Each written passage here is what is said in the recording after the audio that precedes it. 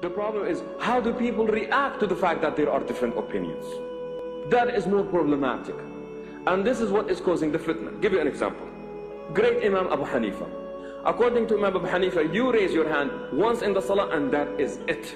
That's it. You don't raise your hands anymore. One time he was praying next to Abdullah ibn Mubarak. Now Abdullah ibn Mubarak raises his hands every time he says Allahu Akbar.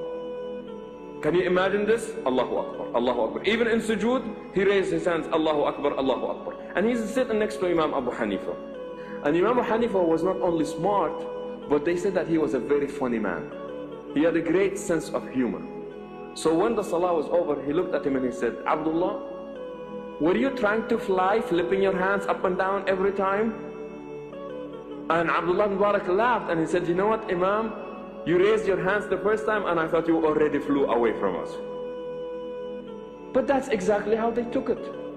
He is of this opinion, I am of this opinion, life goes on. He has his proof, he has his proof. His intention is to pray in the best way he thinks represents the salah of Muhammad sallallahu alaihi wasallam. End of it. That's one point. The second point is that whenever Muhammad sallallahu alaihi wasallam taught, he taught with simplicity. Did not complicate matters.